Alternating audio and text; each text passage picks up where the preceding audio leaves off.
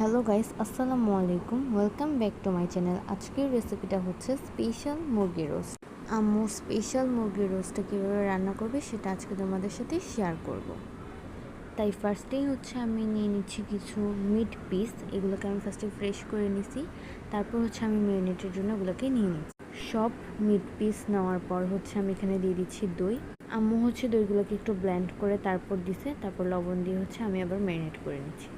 তারপর করে নিচ্ছি বেরেস্তা। তেলের মধ্যে পেঁয়াজটাকে ভালোভাবে নেড়ে নিচ্ছি। দেন বেরেস্তার কালারটা চলে আসার পর হচ্ছে আমি বেরেস্তাটাকে নামিয়ে নেব। তারপর তেলে দিয়ে দিচ্ছি পেঁয়াজ কুচি অ্যান্ড পেঁয়াজ বাটা। দেওয়ার পর হচ্ছে আমি আবারও ভালোভাবে মিক্স করে নিচ্ছি। তারপর দিয়ে দিচ্ছি আদা বাটা, রসুন বাটা। তারপর এই ইনগ্রিডিয়েন্টসগুলো দিব: বাদাম, নারকেল পেস্ট, পোস্ত, সরিষা। এগুলোকে দিয়ে হচ্ছে আমি আবারও ভালোভাবে মিক্স করে নেব। এই যে আমি স্পুন দিয়ে ভালোভাবে এগুলোকে মিক্স করে নিচ্ছি। তারপর হচ্ছে আমি দিয়ে দিচ্ছি দুধ দেওয়ার পর আমি আবারও ভালোভাবে এটাকে মিক্স করে নেব দুধের সাথে মশলাটাকে। তারপর দিয়ে দিচ্ছি মরিচ, হলুদ, ধনিয়া, মাংসের মশলা, জিরা। আর দিয়ে দিচ্ছি একটা স্পেশাল মশলা, এটা হচ্ছে আমার আম্মুর হাতে বানানো হোমমেড একটা মশলা। খুব সুন্দর একটা কালার চলে আসছে।